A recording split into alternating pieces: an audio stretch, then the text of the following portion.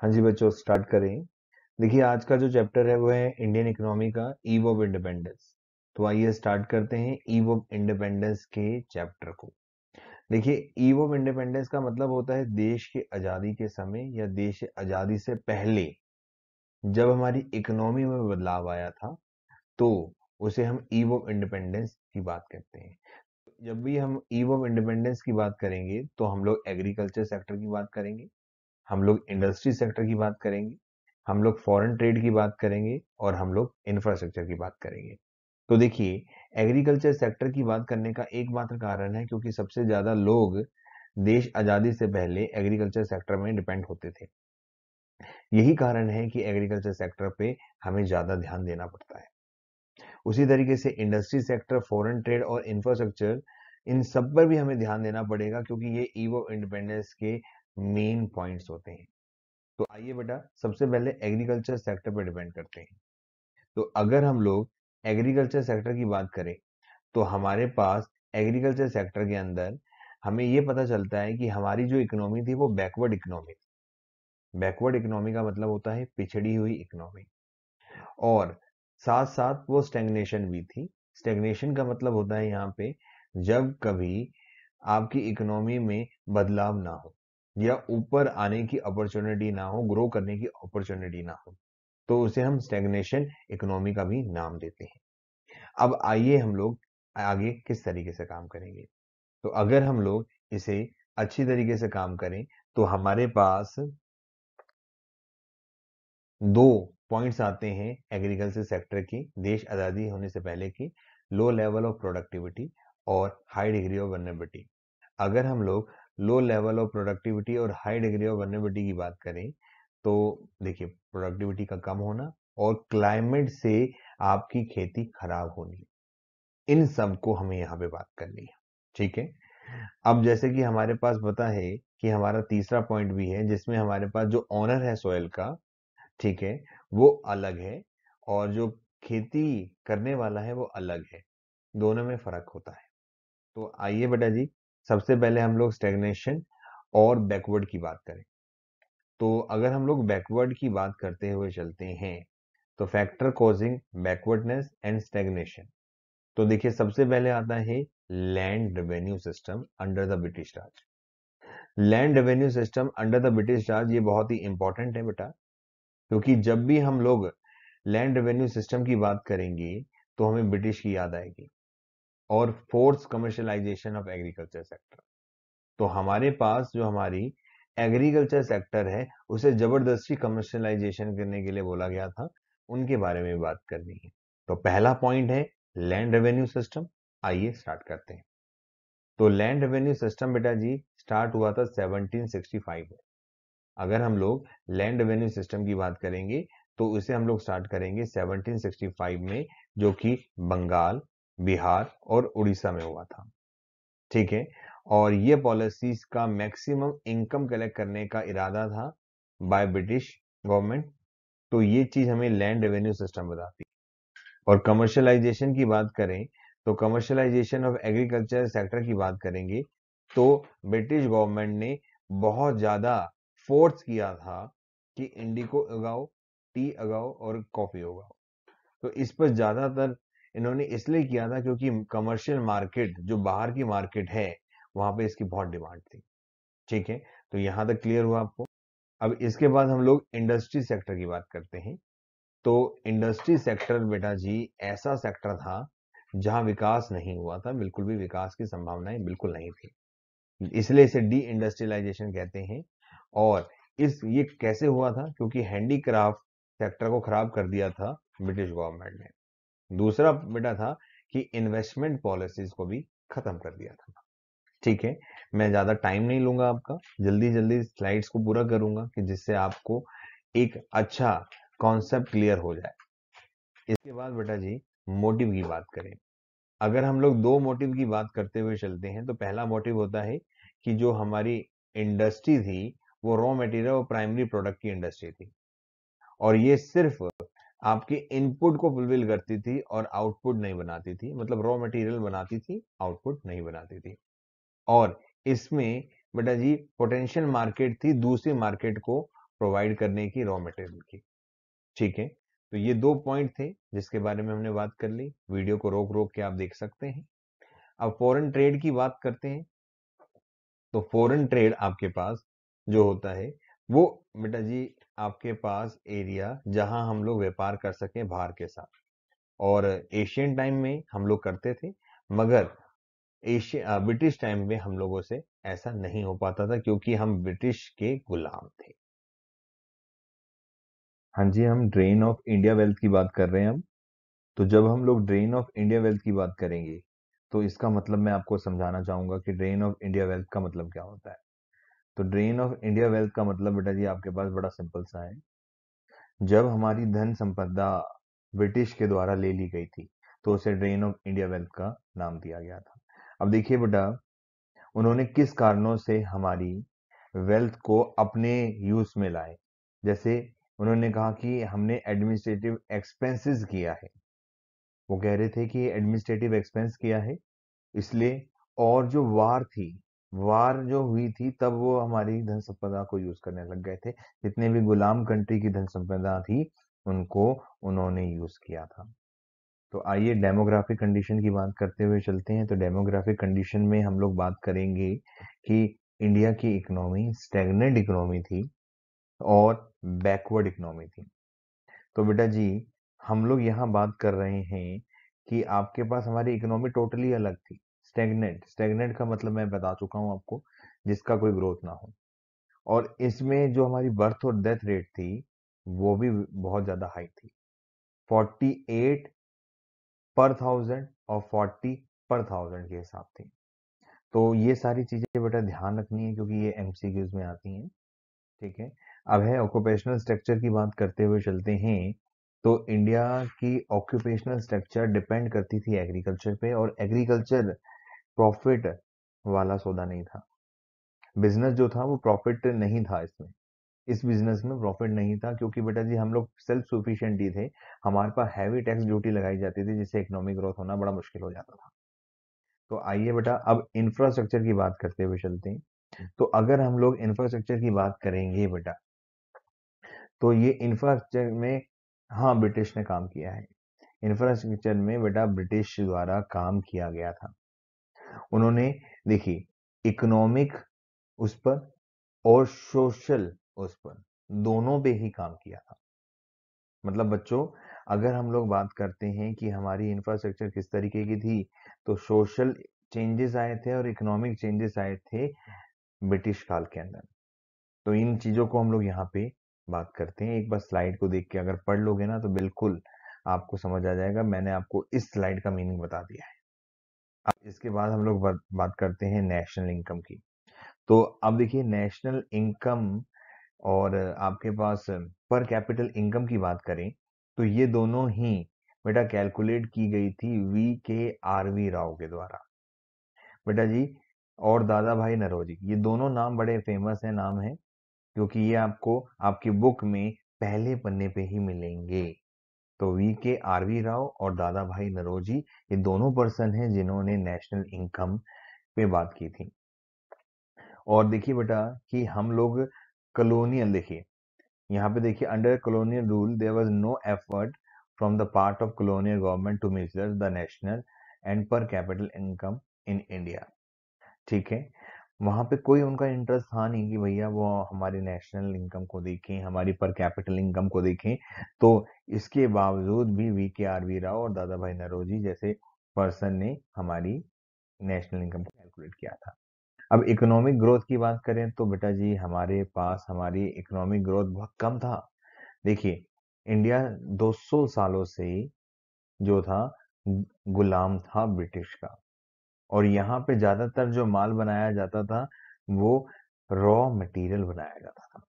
और जब raw material पे काम किया जाता है तो बेटा जी इकोनॉमिक ग्रोथ तो बेटा छोटी हो ही जाती है। तो यहाँ पे यही बात आ गई थी। अब हम लोग देखिए एग्रीकल्चर पे बात करें।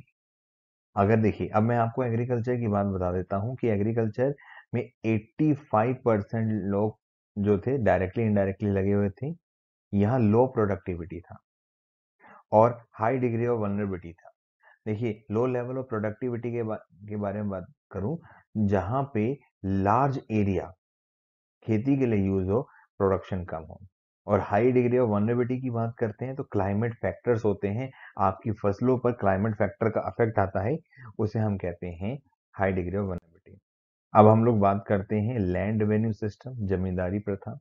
तो जमींदारी सिस्टम मैं आपको बता दूं बेटा, जैसे कि मैंने पहले की स्लाइड्स में बताया था कि आपके पास लैंड रेवेन्यू सिस्टम स्टार्ट कहाँ से हुआ था, मगर जो ये जमींदारी प्रथा थी वो उस स्लाइड में नहीं थी। तो यहाँ पे हम लोगों ने जमींदारी प्रथा को निकाला है। और ये जमींदारी प्रथा क्या था कि बेटा किसानों से पैसा जमींदार लेता था और जमींदार से पैसा ब्रिटिश गवर्नमेंट के पास जाता था। तो इस पूरे प्रोसेस को हम लोग जमींदारी प्रथा कहते हैं। और इस जमींदारी प्रथा में बेटा वो अपने हिसाब से पैसा लेता था जमींदार, और वो एक पार्ट जो है गवर्नमेंट को दे देता था, ब्रिटिश गवर्नमेंट को मिल जाता था। अब यहाँ पे हम लोग बात करते हैं लैकिंग रिसोर्सेज। देखिए जब लगान लग जाता है, रेंट लग जाता है, तो रिसोर्सेज की कमी हो जाती है। भैया खेती करने के लिए भी तो पैसे की जरूरत होती है कि नहीं होती, होती है। तो बिल्कुल, तो यहाँ पे रिसोर्सेज की कमी हो गई थी। और ऊपर से बेटा जी जो वो एग्रीकल्चर कमर्शलाइज करने के लिए लेते थे, उसका पैसा बेटा जी सही दाम का नहीं देते थे। कमर्शलाइजेशन का मतलब होता है व्यापार के लिए एग्रीकल्चर में फसल उगाना, खेती करना। और अब देखिए हम लोग किसकी खेती करते थे, कॉटन की और इंडिगो की खेती करते थे, मगर उसपे भी पैसा ढंग से नहीं मिलता था। ठीक है, तो ये चीजें इस स्लाइड में हमने पढ़ी हैं। अब आगे हम लोग बात करते हैं इंडस्ट्रियल सेक्टर की। तो यहाँ पे बेटा जी हमारे पास आता है कि हैंडीक्राफ्ट हमारा सेक्टर जो था, मतलब अगर हम लोग ब्रिटिश से पहले की बात करें तो हैंडीक्राफ्ट बहुत अच्छा हुआ करता था, मगर जैसे ही ब्रिटिश आया तो हैंडीक्राफ्ट खत्म हो गया, क्योंकि उसकी जो ब्रिटिश की पॉलिसीज थी उसने ये सब कुछ खत्म कर दिया था। देखिए यहाँ पे लिखा भी है कि पहले जो हमारे पास था उसमें हमारे पास हमारी जो हैंडीक्राफ्ट इंडस्ट्री थी बहुत अच्छी हुआ करती थी, मगर डी इंडस्ट्रियलाइजेशन ब्रिटिश ले आया जिस कारण से मामला खराब हो गया। अब देखिए अगर हम लोग बात करते हैं तो देखिए क्या क्या कारण थे। पहला कारण था डिके ऑफ हैंडीक्राफ्ट इंडस्ट्री। पहला कारण हैंड इंडस्ट्री का जो है खराब होना, या आपके पास पहले जो ब्रिटिश से पहले था वहाँ अच्छा होना और ब्रिटिश के टाइम पे खराब होना। और टैरिफ पॉलिसी लेके आया था, ऐसी पॉलिसीज लेके आया था जिसमें बेटा जी इंपोर्ट गुड्स पे तो ज्यादा बेनिफिट मिलता था, एक्सपोर्ट गुड्स पे बहुत ज्यादा दिक्कत होती थी। मतलब अगर आप यहाँ से निर्मित माल बना के ब्रिटेन में भेजते हैं तो वहां पे आपको बहुत ज्यादा हैवी टैक्सेस का सामना करना पड़ता। ठीक है, तो अब देखिए इसके बाद यहाँ पे जो था ब्रिटिश ने मशीन मेड प्रोडक्ट बनाने स्टार्ट किए थे, और हमारे पास तो हमारा हैंडीक्राफ्ट था, तो इस कारण से हमारा तो हैंडीक्राफ्ट खत्म होना ही था। उसके बाद जो रेलवे था वो रेलवे पे काम करना स्टार्ट किया। जो रेलवे पे काम करना स्टार्ट किया उन्होंने, वो एक सबसे बड़ी अचीवमेंट थी, क्योंकि railway sector, roads, airports, dam, ये सब जो है ब्रिटिश गवर्नमेंट ही लेके आई थी। अब slow growth of modern industry. अगर हम लोग स्लो ग्रोथ की बात करते हैं तो देखिए अब बात करते हैं 19th सेंचुरी की। तो 19th सेंचुरी में हमारे पास जो हमारी इकोनॉमिक ग्रोथ थी वो बेटा जी डिपेंडेंट थी कॉटन जूट के टेक्सटाइल्स मिल्स में, तो जो कि बहुत ही कम व्यापार का सोर्स था। उसके बाद 20th सेंचुरी में बेटा जी आयरन और स्टील इंडस्ट्री की स्टार्टिंग हुई, मगर बेटा जी 1907 से अगस्त 1907 से हम लोग बात करें 1907 से करें तो बेटा जी टाटा स्टील ने काम किया था, मगर टाटा स्टील ने जो काम किया था वो भी इतना काफी नहीं था। ये सब बेसिक इंडस्ट्री थी जो एक देश में बेसिक इंडस्ट्रियां लगनी चाहिए। तो यहाँ पे देखिए लिमिटेड ग्रोथ थी पब्लिक की। हाँ, उन्होंने काम किया था रेलवे में, पावर में, पोस्ट में, टेलीग्राफ में, मगर वो सफिशिएंट नहीं था। ठीक है, उसके बाद हमारे पास जो कंज्यूमर गुड्स इंडस्ट्री थी वो भी काफी नहीं थी, और जो भी इंडस्ट्री थी वो बेसिक हैवी इंडस्ट्री थी। बेसिक हैवी हैवी इंडस्ट्री का मतलब है जो होनी ही चाहिए किसी भी कंट्री में। ठीक है, तो ये चीजें हमें यहाँ पे डिपेंडिंग करती हैं। अब यहाँ पे हम लोग बात करते हैं तो टेक्सटाइल, बंगाल में जो था मुस्लिन का काम बहुत ज्यादा होता था। मलमल का काम, मुस्लिन का काम बहुत ज्यादा होता था, बहुत डिमांड होती थी। मगर हमारी इंडस्ट्री सेक्टर ये भी रही नहीं, क्योंकि ये तो भैया बांग्लादेश चली गई थी, क्योंकि जितना भी वो एरिया था वो बांग्लादेश के अंदर आ गया था। इस कारण से हमारी ये इंडस्ट्री टोटली खत्म हो गई थी। तो ये वाली चीजों को भी हमने यहाँ पे देखा। अब देखिए फॉरेन ट्रेड क्या था बेटा। अब फॉरेन ट्रेड में हमने डीपली बढ़ना है, तो export of primary product and import of finish goods. बेटा जी एक्सपोर्ट किया जाता था प्राइमरी प्रोडक्ट और इंपोर्ट किया जाता था फिनिश गुड्स को, जैसे सिल्क, कॉटन, वूल, शुगर, इंडिको, ये सब कुछ एक्सपोर्ट किया जाता था और इंपोर्ट में फिनिश गुड्स आते थे। इसके बाद हम लोग आगे बात करें तो ब्रिटेन की मोनोपोली थी। मोनोपोली का मतलब है कि हम लोग ना तो चाइना से व्यापार कर सकते थे, ना सीलियन से व्यापार कर सकते थे, ना पर्शिया से व्यापार कर सकते थे। देखिए पर्शिया ईरान होता था और सेलोन बेटा श्रीलंका होता था। इन किसी से भी हम लोग व्यापार नहीं कर सकते थे। और जितना भी बेटा जी हमारा जितनी भी वेल्थ थी वो सारी की सारी ब्रिटेन ने ले ली थी। अब हम लोग आगे बात करते हैं तो ऑक्यूपेशनल स्ट्रक्चर की बात करें, डायरेक्टली और इनडायरेक्टली 70 to 75% प्लस 10%, टोटली 85% होता है बेटा। ठीक है बेटा जी, मतलब हम लोग जो डायरेक्टली और इनडायरेक्टली एग्रीकल्चर पर डिपेंड थे वो 85% थे। देखिए 75 ये मान लेते हैं और 10% जो आपके पास सर्विस सेक्टर था एग्रीकल्चर में, उनकी बात कर रहे थे। तो हम लोग बेटा जी हमारा जो जितना भी खेती का काम था वो राजस्थान, पंजाब, हरियाणा, इन ज्यादा स्टेटों में हुआ करता था। अब हम लोग आगे बात करते हैं तो इंफ्रास्ट्रक्चर की बात करते हैं तो कॉलोनियल पीरियड में कुछ इंफ्रास्ट्रक्चर के काम किए भी गए थे। अब वो जो कुछ काम किए गए थे वो कितने काम थे आइए देखते हुए चलते हैं। तो यहाँ पे हमने बात करी तो रोड पे काम किया गया था, जितनी भी रोड्स थी उन पे काम किया गया था हमारे पास। और आपके पास रेलवेज भी किया था। अब बेटा जी ये जो रेलवे है उसकी सन बेटा ध्यान रख लीजिएगा, 1850 में रेलवे इंट्रोड्यूस हुई, 1853 में रेलवे पे काम किया गया। ठीक है बेटा जी, अब यहाँ पे हम लोग बात करें तो एयर एंड वाटर ट्रांसपोर्ट पे भी काम किया गया, जो कि 1932 में काम किया गया था। 1932 में हम लोगों ने एयर ट्रांसपोर्ट में, और देखिए ये आपके पास थोड़ी सी अच्छी है कि जो किसके द्वारा हुई थी, establishing Tata airlines. The colonial government also showed way to air transport in 1932 by establishing Tata Airlines। ये ध्यान रखना, ये नया पॉइंट आपके लिए है, ये आपको कहीं नहीं मिलने वाला। तो ये वाली बात है। और जो कम्युनिकेशन है उसमें 1837 में स्टार्ट हुआ था पोस्टल वाला सिस्टम, और टेलीग्राफी जो था 1857 में स्टार्ट हुआ था। और हमारे पास जो हमारी सेंसस है, देखिए फर्स्ट कलेक्ट की गई थी 1881 में, और उसके बाद 1921 में हमने अपने पॉपुलेशन काउंटिंग स्टार्ट करने लग गए और हमें पता चलने लग गया कि हमारे पास हमारी कितनी पॉपुलेशन होती है, और 1.2% जो है 1951 में ग्रोथ हो गई।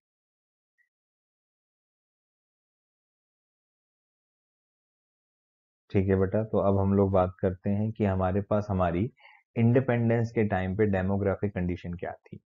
ओवरऑल लिटरेसी लेवल 16% था, और फीमेल का लिटरेसी जो था 7% था। मतलब इस 16% क्या भी 7%, मतलब आपके पास ना के बराबर था। पब्लिक हेल्थ फैसिलिटी जो थी बेटा जी, वो बेटा जी पॉपुलेशन की वजह से बेटा जी चंक हो रखी थी, बिल्कुल ही खत्म हो चुकी थी।